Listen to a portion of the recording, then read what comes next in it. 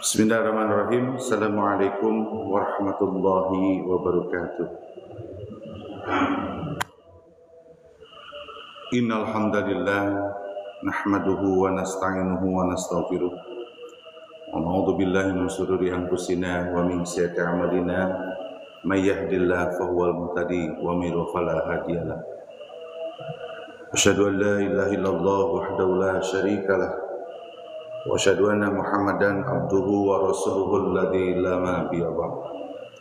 Allahumma shalli wa sallim wa barik ala Rasulillah Sayyidina Muhammadin sallallahu alaihi wasallam wa ala alihi wa sahbihi wa barik wa sallim. Rabbi shrah li sadri wa yassir li amri wahlul 'uqdatam min lisani yafqahu qawli. Rabbi zidna ilman warzuqna fahman. Allahumma inna nas'aluka ilman nafi'an wa rizqan thayyiban wa amalan mutaqabbalan.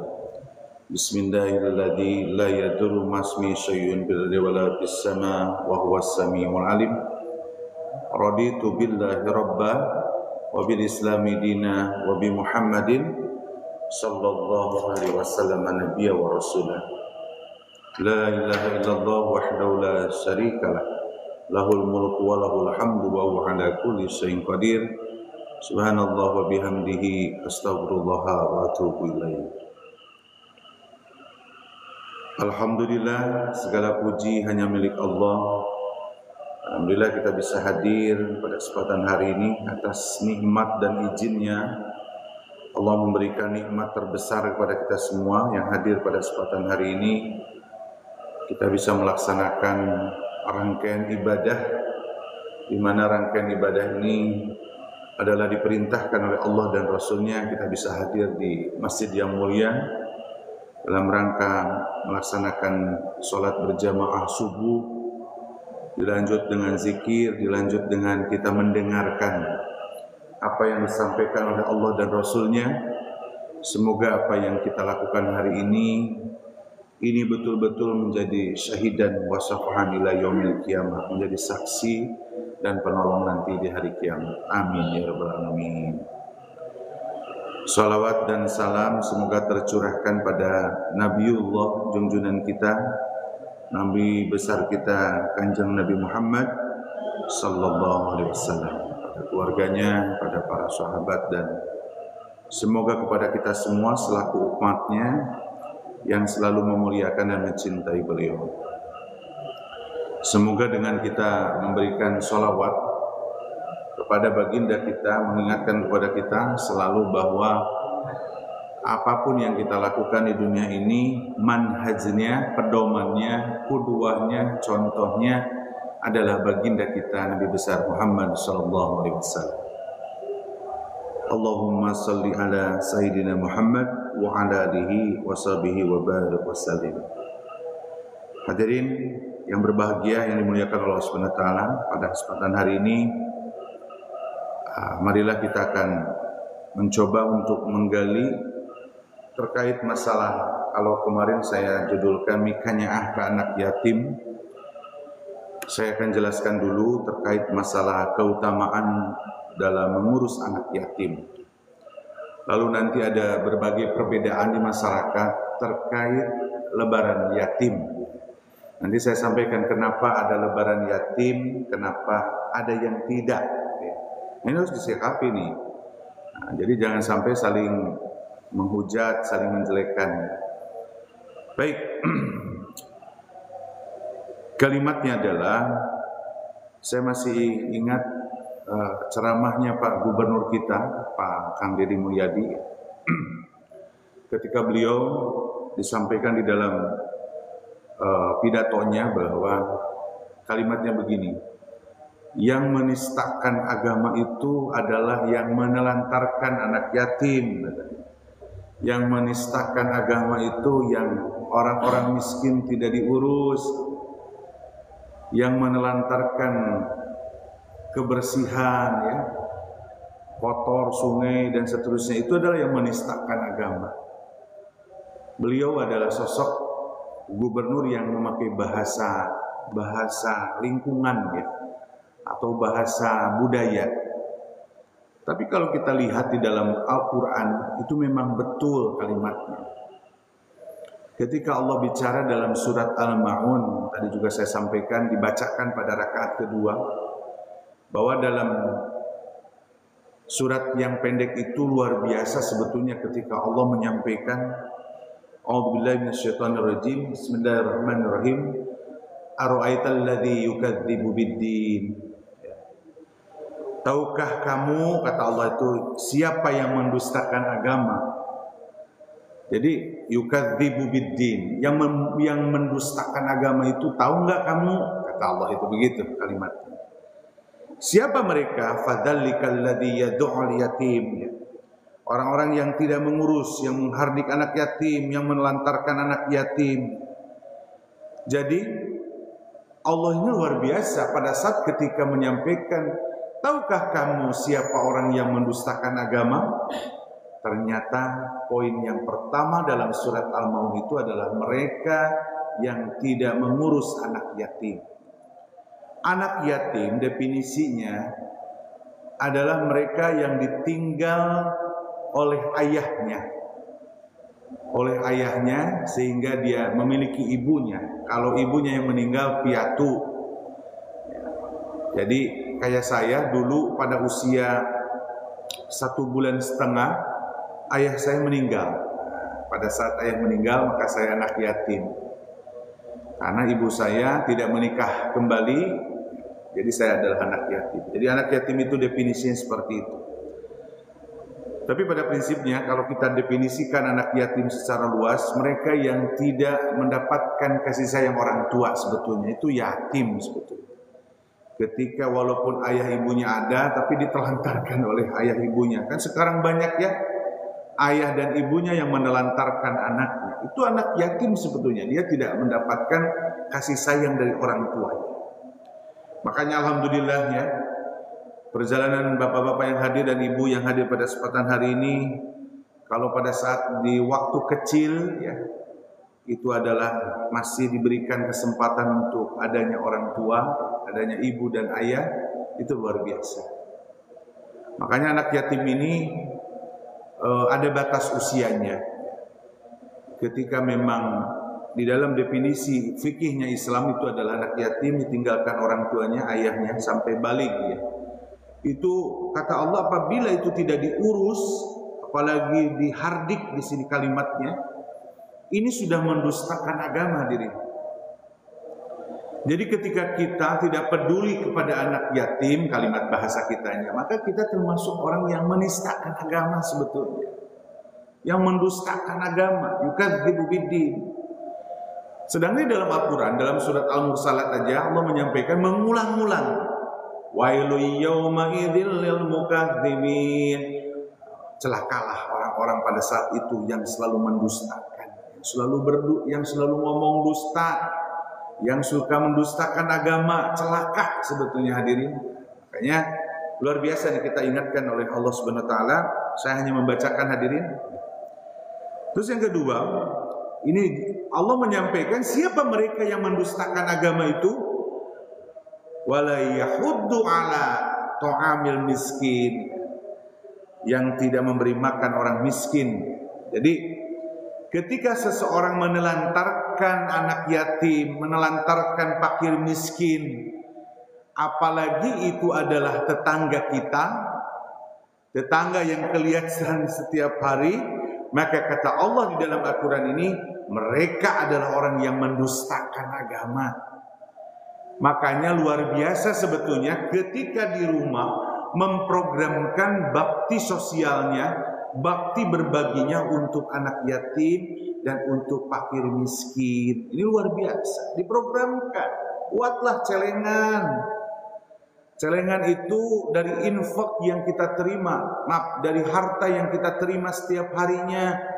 Mungkin setiap 2 hari sekali, mungkin setiap seminggu sekali kita mendapatkan rezeki dari Allah, maka sisihkanlah, masukkan ke celengan itu. Lalu dikumpulkan, lalu dibagikan, berbagi. Kepada siapa? Kepada fakir miskin, kepada anak yatim yang fakir miskin. Kalau anak yatim, ibunya kaya raya ya, ibunya kepala cabang BCA ya.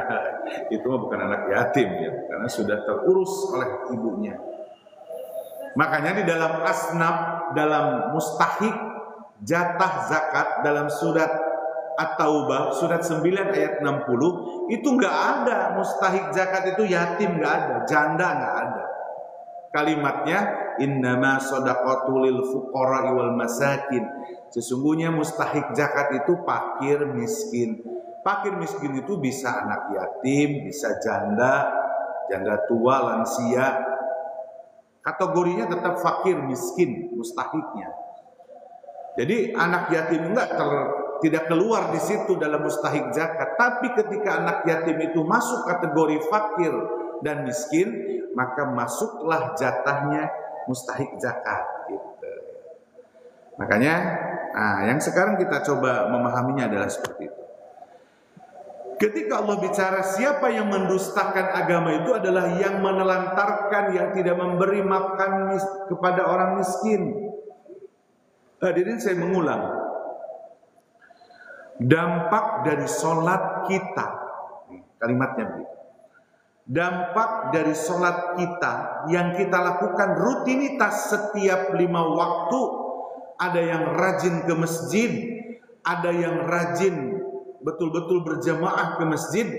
Kata Allah di dalam hadis qudsinya, dampak dari sholat itu indikator yang ketiga. Kata Allah itu begini, saya mengulang ini mengingatkan pada saya nih. Kata Allah itu innama taqabbulus shalah dalam hadis itu. Sesungguhnya sholat kita diterima oleh Allah Subhanahu wa taala itu yang pertama, kata dalam hadis nih, hadis qudsi. Kalau hadis qudsi itu perkataan Allah dalam bentuk hadis, diriwayatkan oleh baginda Rasulullah SAW, disampaikan oleh Rasulullah ya. Yang pertama memang ta'aduma li'adumati, yang pertama itu lahir sosok tawadu. Jadi orang yang sholat itu kalau sholatnya hebat dan diterima oleh Allah SWT, dia pasti tawadu. Ciri tawadu itu nggak sombong, nggak ngeremehin orang, ngomongnya santun dan pasti menerima kebenaran. Itu orang yang tawadu. Jadi orang tawadu mah pasti baik hidupnya. Makanya kata Allah itu, hei sholat kamu itu harus berdampak dong. Lisannya harus tawadunya. Tawadu itu adalah menerima apa yang Allah sampaikan dan Rasulnya, dan tidak pernah meremehkan orang lain. Jadi kalau ada orang yang suka meremehkan dengan kata-katanya, meremehkan dengan sikapnya, tapi rajin sholatnya, berarti sholatnya belum makbul, belum diterima oleh Allah SWT. Tapi sholatnya sah. Ini kadang kita yang lupa itu. Ya, ada orang tuh yang rajin sholatnya tapi julid gitu ya. Masih karakternya itu kurang bagus gitu ya. Masih suka dengki, masih suka iri dengki. Amit-amitnya ada orang yang suka iri dengki, hasad itu kan amit-amit ya, faktornya ya. Seetik-seetik jadi omong, seetik-seetik ya. Apalagi Pak RT itu ya, ngurusin warga itu. Awalnya kan dari situ, dari dengki. Ngomongin kejelekan orang, ini ada masalah diomongin dan seterusnya. Padahal kata Allah di dalam Al-Quran, di dalam hadis qudsi itu, sholat kita diterima oleh Allah Subhanahu wa taala itu apabila yang pertama lahir dari sholat itu ketawaduan. Yang kedua, lahirnya sholat itu, dari sholat itu wamsaqoli terjaga lisan. Ini hati-hati dengan lisan kita. Ketika lisan kita masih suka menyakiti orang lain, ketika lisan kita suka ngomongin kejelekan orang lain, ketika lisan kita menyakiti tetangga kita, berarti sholatnya belum berdampak pada pribadinya.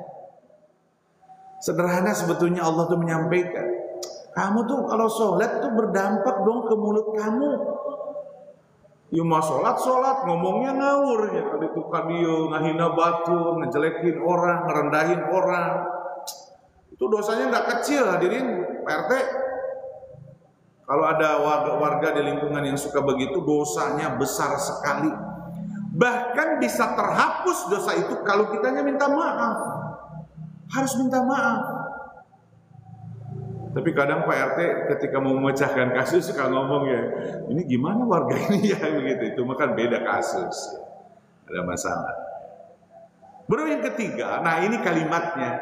orang itu diterima sholatnya itu, atau sholat ini akan berdampak pada pribadinya, warahimal miskin, kata Allah itu, mereka yang memiliki kasih sayang kepada orang-orang yang tidak mampu, orang miskin. Jadi jiwa sosialnya mantap deh, gitu kalimatnya lah. Sosialnya tuh kelihatan orang-orang yang hasil dari sholat. Bukan berarti sosial itu harus duit saja. Senyuman aja yang kita lontarkan pada saat kita bertemu dengan sesama, itu adalah jiwa sosial yang mantap sebetulnya, hadirin. Senyum, ngomongnya baik, ya, membuat orang itu nyaman dengan omongan kita. Ada orang itu yang ngomong itu yang membuat kita tidak nyaman, sehingga kita udah deh ngomong mah dia mah gitu ngomongnya. Ada orang yang seperti itu, tapi rajin sholatnya. Ada yang begitu. Karena apa? Karena sholatnya itu tidak berdampak. Makanya Allah menyampaikan di dalam surat Al-Ma'un, surat pendek itu, dalam juz 30, Allah mengatakan, mau tahu nggak kamu siapa yang mendustakan agama itu? Salah satunya adalah menelantarkan anak-anak yatim dan anak-anak miskin. Itu hadirin, malu sebetulnya ya. Kalau kita diberikan amanah masih kita menelantarkan atau tidak ada jiwa sosialnya. Yang bahaya itu kalau urat sosialnya putus. Wah, ini bahaya banget ya. Kalau udah putus tuh uratnya, udah gak peduli sama sekali. Ini kan yang bahaya sebetulnya. Makanya ciri indikator seorang muslim yang hebat, ciri indikator mukmin yang hebat, itu adalah di perilaku, akhlak, khuluqul hasanah, akhlak yang baik. Hadirin, ketika Allah menyampaikan di dalam Al-Quran surat Ali Imran aja, ketika Allah bicara siapa mereka orang yang bertakwa, Allah sampaikan kriteria yang pertama apa itu? Tidak ngomong sholat dulu, tidak ngomong kebaikan. Apa kalimatnya? Alladzina yunfikuna fis-sarra'i wad-dharra, katanya gitu kan? Orang-orang yang menginfakkan sebagian hartanya di jalan Allah, baik dalam keadaan kaya atau dalam keadaan miskin. Coba, hebat ya ketika Allah menyampaikan, kamu dapat bonus tuh surganya Allah, tapi kamu itu harus berbagi, kalimatnya dermawan. Begitu hadirin yang berbahagia, itu kalimat yang pertama. Nah, sekarang kita dengarkan apa yang disampaikan oleh baginda kita Rasulullah SAW. Saya akan ngurut nih, pertama Al-Qurannya nih. Banyak sebetulnya Al-Quran mengenai tentang anak yatim, tapi yang mengena ini kata Pak Gubernur itu gitu, yang menistakan agama itu orang miskin tidak diurus, orang yatim tidak diurus. Nah, itu mendustakan agama, menistakan agama, gitu ya. Nah, itu sakingku bahwa Pak Gubernur kita itu memang dia jiwa sosial yang kita lihat di medsos itu luar biasa. Nah, dari Abu Hurairah, ya, ini hadis riwayatnya Bukhari, ya. Jadi dalam hadis Bukhari itu Abu Hurairah berkata, Rasulullah SAW bersabda, as-sa'i 'alal armalati wal miskin kal mujahidi fi sabilillah wa kalladhi yasumu nahar wa yaqumul lail. Hebat nih kalimatnya nih. Orang yang berusaha menghidupi para janda. Jadi PRT, orang yang bisa menghidupi para janda-janda. Harto nih, ini kata Rasulullah bukan kata saya. Dan orang-orang miskin.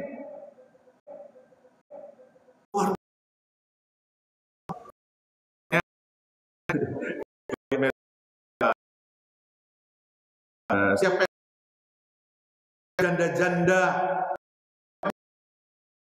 kalimatnya saya ulangi, barang siapa yang ngurus janda, yang ngurus orang yang tidak mampu, orang miskin, orang yatim yang tidak mampu, kata Rasulullah SAW itu kal mujahidina fi sabilillah, seperti orang lagi jihad. Sekarang pasukan Iran sedang menyerbu Israel, itu sedang berjihad di jalan Allah. Ketika mereka gugur di Israel, bergugur di Palestina, mereka syuhada. Orang yang ngurus anak yatim pun ngurus anak-anak miskin, janda-janda yang memang butuh bantuan, makanya itu termasuk orang yang jihad di jalan Allah. Makanya di program pemerintah gubernur itu, di aplikasi Kimo yang saya sampaikan, ada judulnya Nyaah Ka Indung. Luar biasa nih Kang Deddy Mulyadi nih, Pak Gubernur atasan saya. Kata Kang Deddy dibikin aplikasi Nyaah Ka Indung. Jadi kalau diklik-klik Nyaah Ka Indung, siapa itu yang dipikir nyaah kita, indung kita? Harus cari janda yang memang dia mengurus anaknya untuk sekolah, bukan dinikahi. Ya, ngurus sekolah. Ya. Klik namanya siapa, RT RW-nya harus jelas. Setelah itu berapa bantuan yang kita berikan kepada mereka. Lalu dipotong, memang ini harus ada foto dokumentasi. Ini luar biasa program sekarang Pak Gubernur. Bagaimana ASN, aparatur sipil negara, dipaksa untuk belajar bagaimana peduli kepada seorang ibu. Kalimatnya Nyaah Ka Indung. Indung itu luar biasa, perempuan itu luar biasa, Dirin. Tapi laki-laki juga lebih hebat daripada indung ya. Gitu. Dan kalimat yang berikutnya, wa kalladzina yasumun nahar wa yakumul lail. Coba bayangin, Rasulullah mengatakan, jadi orang yang ngurus-ngurus janda-janda miskin, ngurus anak yatim yang miskin, ngurus fakir miskin, kepeduliannya sosial seperti jihad di jalan Allah. Yang kedua, seperti orang yang berpuasa di siang hari dan seperti menegakkan sholat malam di malam hari. Tuh kan sawet, hebat pahalanya. Nanaonan itu sholat malam, tiap malam dia bangun. Bukan maksudnya dibandingkan ketika seseorang ngurus anak yatim, ngurus fakir miskin, ngurus janda-janda yang butuh bantuan. Gak ada apa-apanya itu. Yang namanya sholat tahajud, puasa. Ya, ini hadis Rasulullah, artinya bahwa Islam memang hablum minallah itu melahirkan hablum minannas. Jadi kalau orang ibadahnya hebat, melahirkan kehebatan dia sosialnya. Kita mah enggak ya, kadang hanya peduli kepada hablum minallahnya, hablum minannasnya tidak. Nih harus tertarik nih, ayo yang para agniya yang memiliki harta. Yang memiliki harta, sisihkan harta kita untuk di jalan Allah. Makanya tadi di rakaat pertama ya, saya membaca surat At-Taghabun. At-Taghabun ini juz 29. Allah menyampaikan kalimat begini. In tuqridullaha qardan hasanan yudha'ifu lakum wa yaghfir lakum wallahu syakurun halim. Hebatnya Allah. Jika seseorang itu meminjamkan kepada Allah pinjaman kebaikan, qardul hasanah, yudha'ifu lakum, maka Allah lipatkan pahalanya, lipatkan hartanya, wa yaghfir lakum, dan Allah ampuni dosanya. Coba bayangin, ketika kita bicara meminjamkan harta kita di jalan Allah dalam bentuk sosial, meminjamkan uang kepada orang lain, memberikan sedekah, infak dan seterusnya dalam jiwa sosial. Apa kata Allah? Yudha'ifhu lakum wa yaghfir lakum. Allah lipatkan dan Allah ampuni. Coba bayangin, luar biasa. Ini orang tuh gak ada di situ peluang, padahal peluang untuk masuk surga itu luar biasa. Bagaimana ketika Allah menyampaikan di dalam Al-Quran? Jadi ternyata ibadah mahdo itu ada turunannya. Hablum minannasnya harus stop.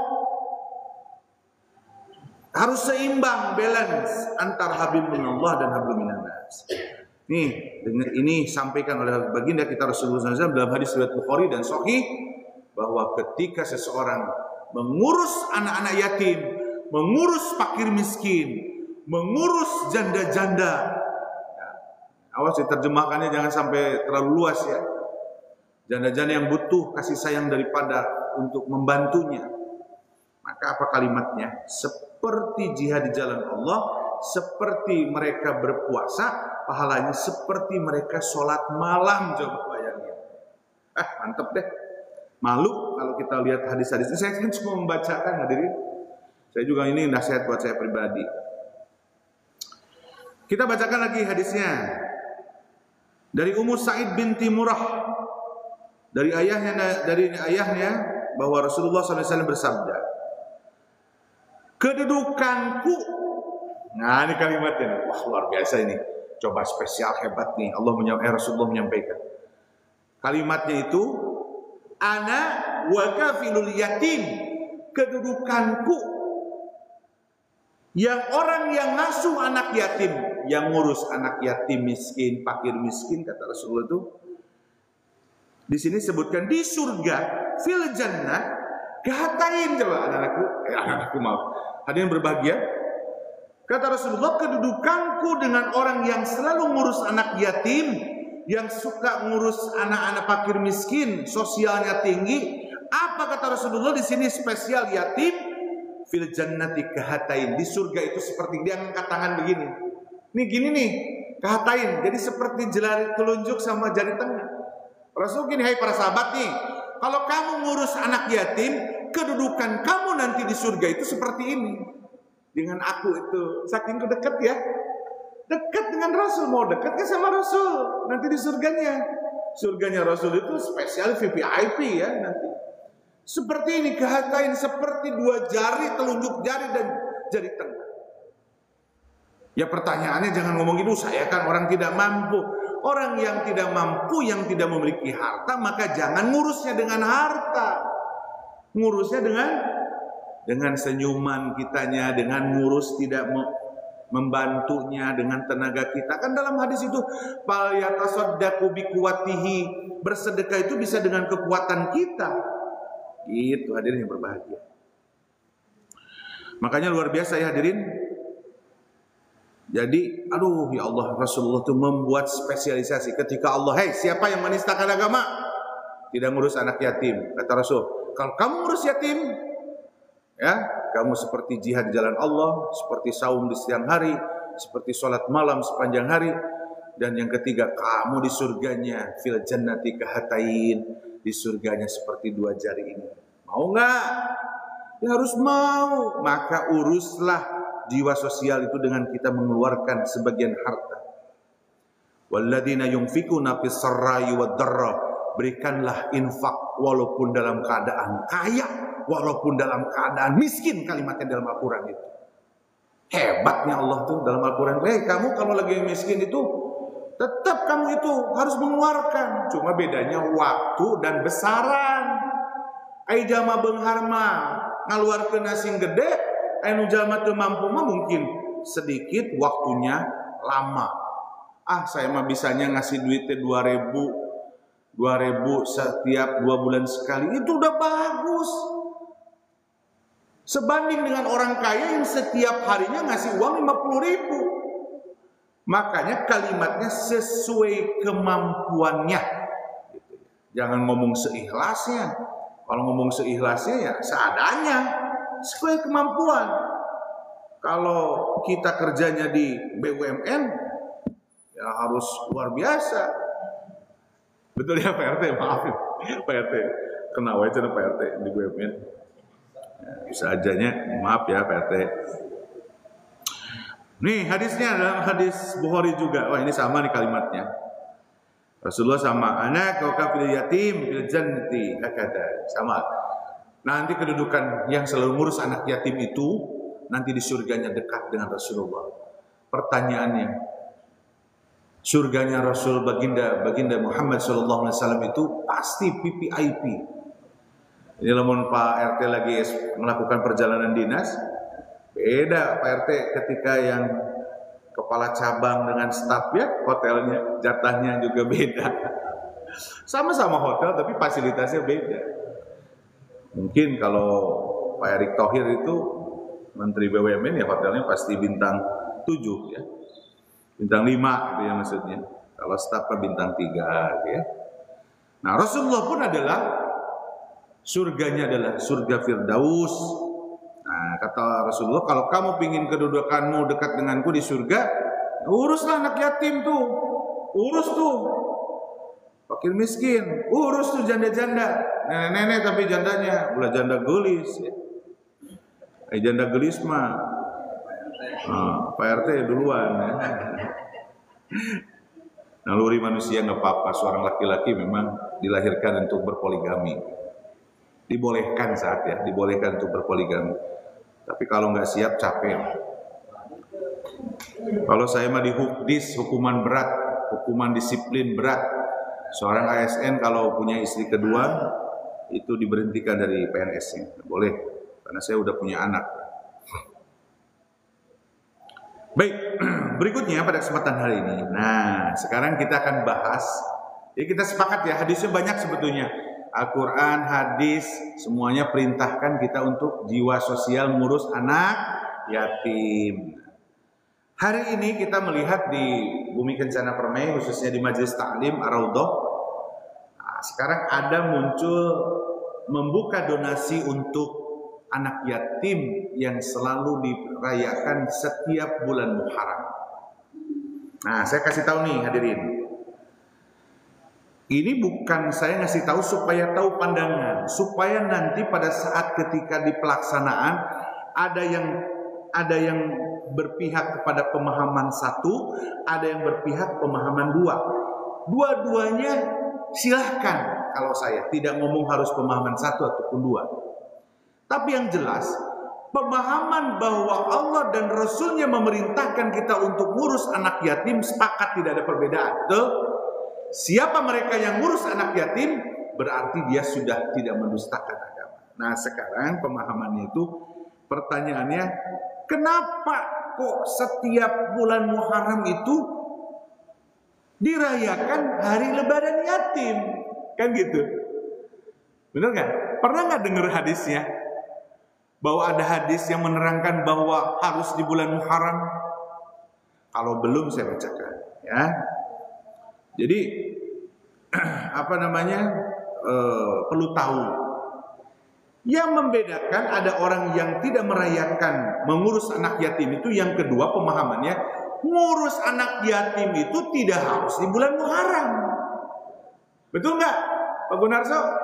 Setiap hari, setiap bulan. Kalau Pak Gunarso ngurus janda yang punya anaknya, ini kan setiap bulan meren, hanya setahun sekali Pak. Setiap bulan nafkahi. Kan meren mana yang butuhan yang sekolah budakna, butuhan yang belanja yang makannya.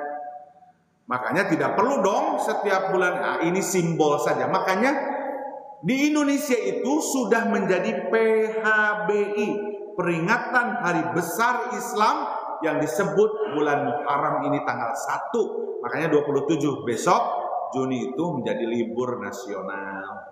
Pegawai Pak RT ya. Jadi libur, nggak cuti bersamananya, cuti tambahannya nggak ada. Itu mah 1 Muharram, tahun baru Islam. Tapi di bulan Muharram memang belum masuk ke PHBI. Jadi 10 Syuro, 10 Muharram diliburkan secara nasional. Nggak ada ya Pak Subri ya? 10 Muharram yang ada 1 Muharram. Nah nanti kalau Presiden Pak Prabowo ya 10 Muharram libur nasional gitu ya. Wah enaknya tambah liburnya ASN ya. Nah gini kalimatnya. Jadi kalimatnya begini. Yang merayakan Lebaran, persepsi pemahaman bahwa Muharram adalah menjadi Lebaran anak yatim karena ada dasar hadisnya. Hadis ini dipertentangkan dengan pemahaman kedua. Cek pemahaman kedua tuh hadisnya nggak sahih. Nah, kalau gitu berdebat. Sekarang yang real di masyarakat itu ada yang merayakan Lebaran anak yatim, sehingga simbol di Indonesia kebanyakan bulan Muharram adalah Lebaran pedulinya anak yatim. Walaupun kita sepakat yang namanya ngurus anak yatim, janda-janda yang tidak mampu, orang miskin harus setiap saat. Ada harus Muharram ya. Nah kalimatnya begini nih. Jadi gini kalimatnya. Memang hadisnya itu di dalam hadis riwayat At-Tabrani dan Al-Baihaqi. Rasulullah SAW bersabda, orang yang melapangkan keluarganya. Ini pertama ini dulu ya. Kalimatnya ini dulu. Oh ya dasarnya ini dulu. Hadis ini mengatakan bahwa man wasa', barang siapa yang memberikan ke lapangan. Jadi melapangkan.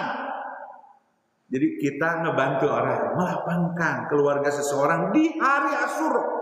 Yaum Asyura.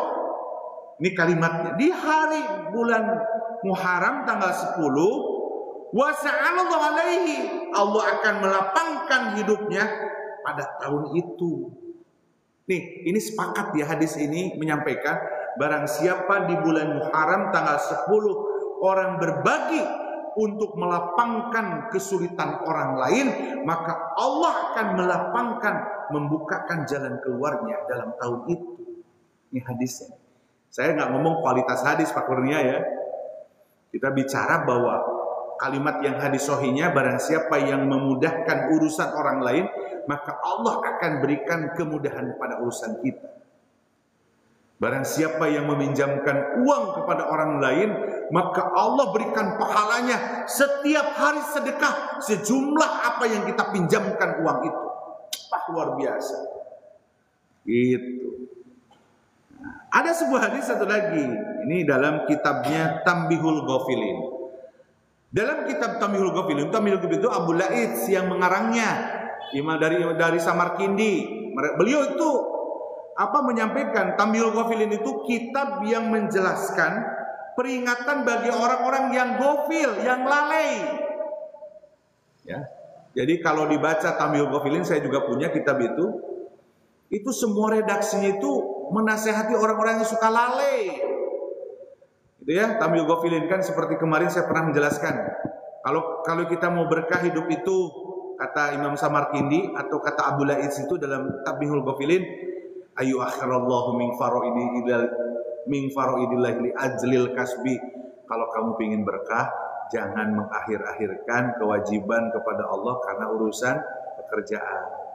Makanya Pak Gunarso hebat tuh, ketika ditanya Pak Gunarso kenapa berhenti bekerja, saya ingin sholat berjamaah. Saya lihat komitmen Pak Gunarso hebat, mudah-mudahan menjadi pahalanya Pak. Ini kalimatnya begini, dan ini saya terjadi pada saat saya lagi kecil ini. Lagi kecil itu masyarakat di kampung saya menerapkan hadis ini.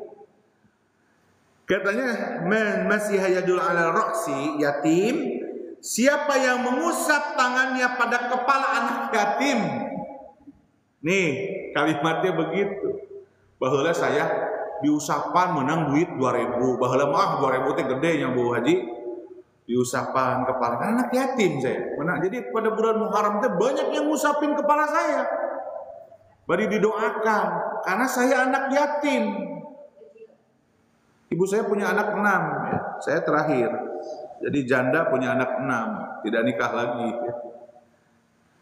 Tapi kalimatnya begini hadirin yang berbahagia, Yaum Asyura. Nah ini yang jadikan dasar. Perlu tahu nih, kita nggak bicara kualitas hadis ya. Kenapa masyarakat itu melakukan itu? Karena Rasulullah mengatakan dalam hadisnya ini bahwa siapa yang mengusap tangannya kepada anak yatim di hari Asyura, teh tanggal 10 Muharram. Mau di Jawa mah suronya Pak RT ya. Suro, cara gitu ya. Di sini rafa'allahu ta'ala, Allah mengangkat derajatnya bikulli sya'ratid darajah, dari setiap rambut yang dia usap. Pane budak yatim teh gomplok merenya rambutnya teh berenya diusapan, bari diberi duit. Enggak ada dalam hadis ini harus diberi duit, tapi kalimatnya mengusap anaknya, kasih sayang, ngurus kalimatnya ini. Makna dari hadis itu, barang siapa yang ngurus anak yatim, maka Allah akan naikkan derajatnya seperti mereka mengusap kepala ram, banyak pahalanya. Ayo kita cari janda-janda yang punya anak yang perlu diurus. Masih punya duitnya sisi, PRT masih ada uangnya. PRT mau nyari janda. Ayo PRT nyari jandanya, janda yang sudah tidak bisa dikawinin ya. Kalau bisa dikawinin mah saya juga mau ya. Bercanda. Gitu ya. Hari ini berbahagia. Wah, ini sudah 45 menit. Belum ada ya konsumsinya. Hari ini menunya huduk ya, insyaallah Ibu Mama Rapi yang bikin. Nah, jadi kalimatnya begini, sehingga hadirin berbahagia, kalimat redaksinya ternyata Rasulullah memerintahkan kalimatnya untuk ngurus anak yatim di bulan Muharram. Akhirnya dirayakanlah bulan Muharram itu. Anak yatim muncullah di BKP Majelis Ar-Raudhah itu. Mau nggak nih siapa donasi 1, 2, 3, 4 total semua nanti berbagi. Kalimatnya adalah memang perintah agama dari Allah dan Rasulnya, ngurus anak yatim yang tidak mampu itu harusnya adalah setiap hari. Adapun di bulan Muharram dirayakan menjadi lebaran anak yatim karena tekstual dari hadis ini, ya. Kalau gitu dong yang merayakan lebaran anak yatim itu ada hadisnya. Betul, dari sini muncullah kegiatan-kegiatan yang sifatnya dibuatkan oleh orang-orang yang para ulama.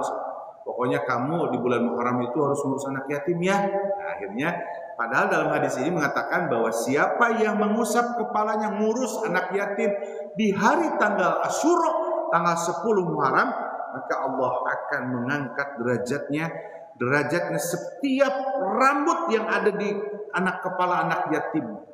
Makanya di masyarakat itu kalau ada anak yatim, kalau lagi dikasih pun ada orang tuh ngusap kepalanya. Ini sebetulnya tekstual hadisnya. Pemahaman yang kedua, itu hadis ini kualitasnya tidak dipakai untuk menjadi hujjah. Hujjah itu menjadi dasar. Sehingga ada orang nggak perlu ngurus anak yatim di bulan Muharram. Silahkan aja setiap hari begitu kalimat. Dua hal yang berbeda ini hadirin, jangan kita saling menyalahkan, gitu kalimat. Ada cina di BKP ngurus jadi ada lebaran anak yatim, membagi kepada anak yatim khusus di BKP, bahkan suka ada di luar BKP. Ya kalau punya ngasih, kalau nggak punya nggak usah. Gitu. Ya nggak usah ngomen. Ini kebanyakan orang-orang yang ngomen itu yang nggak ngasih, loba komen. Seperti di sekolah gitu. Sumbangan orang tua teh nyumbang tapi nu teu nyumbang sok ngomong mah apa-apalah zaman juga manusia ya. Itu ya hadirin. Jadi sekali lagi menyantuni anak yatim itu kalimat pertamanya, yang pemahaman yang kedua itu waktunya tidak ditetapkan karena ada perintah Al-Qur'an dan hadis itu tadi yang sahih Quran, yang hadis-hadis yang mutawatirnya perintahnya tidak di bulan Muharram tapi harus setiap waktu kita ngurus anak yatim. Adapun pemahaman yang tadi di masyarakat Indonesia karena mazhab Syafi'iyah menetapkan para ulama mazhab Imam Syafi'i itu bahwa memakai hadis ini, khususnya hadis yang tadi saya sampaikan itu adalah ada kalimatnya fi yaumin asyura, di hari 10 Muharram. Nyantun tuh. Di kita makan sekarang udah nggak tanggal 10-nya, benar? Tanggal 6 Juli ya, besoknya Bu Haji ya, kalau nggak salah acara di kita itu 6 Juli. Kalau 6 Juli itu tanggal 10 nggak? Nah, nggak tepat karena waktunya untuk perayaan ataupun sekalian untuk menyantuni di hari libur, kalau nggak hari Sabtu, Minggu. Makanya nanti mudah-mudahan Pak Prabowo pakai hadis ini, jadi tanggal 10 Muharram di PHB itu deh diliburkan. Nah, yang saya matunya, mau Pak RT mah bunga we, karena libur. Libur deh, kemudian diajukan ke Menteri Agama ya, Pak Menteri, ajuin Pak Menteri lah 10 Muharram supaya nyantunin anak yatim 10. Jadi PHB ide ya. Libur ya. Begitu hadirin yang berbahagia. Jadi kalimatnya adalah hari ini hayo saya ngajak pada diri saya pribadi bahwa ayo kita urus anak-anak yatim, orang yang tidak mampu. Ya, harus semuanya itu menjadi niat kita untuk mendapatkan posisi surganya Allah, karena posisi surganya Allah itu adalah pada saat ketika orang ngurus menjadi jiwa sosial yang tinggi, ternyata levelnya surganya gimana tadi? Gimana? Sama dengan Rasulullah seperti jari. telunjuk dan jari tengah. Mau nggak Bu Haji bertemu dengan Rasul sestu surga? Maulah kita juga. Mau banget. Makanya harus mengurus anak-anak yatim, ngurus janda-janda Pak RT, ngurus orang-orang miskin. Itulah adalah esensi daripada kita dalam beragama. Demikian bisa disampaikan, sudah datang ya, supaya tidak terlalu lama. Prinsipnya hari ini Allah dan Rasulnya sudah memberitahu ke kita nih. Saya kan nyampein doang. Nah, nyampein bahwa ternyata luar biasa ya.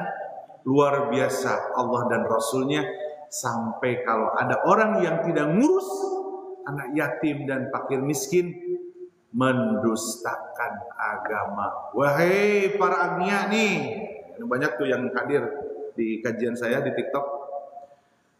Wahai para agnia ya, ketika hartamu dititipkan kepadamu, maka harta itu akan menjadi syahidan wa syafan ila yaumil qiyamah. Ketika harta itu diberikan, dibagi kepada anak-anak yatim yang miskin, fakir miskin, janda-janda yang miskin. Awas ya, lain janda gelis yang janda benghar ya. Harus dibagikan, programkan sesuai dengan kemampuannya. Baik, itu saja yang bisa disampaikan hari ini. Terkait perbedaan Lebaran di bulan Muharram, ada masyarakat Indonesia merayakan santunan di bulan Muharram. Yang mudah-mudahan itu menjadi wasilahnya nanti di bulan Muharram, di bulan apa? Jumadi awal, Jumadi akhir, Rabiul awal, Rabiul akhir, Jumadi awal, Jumadi akhir, Rajab, berwah, puasa.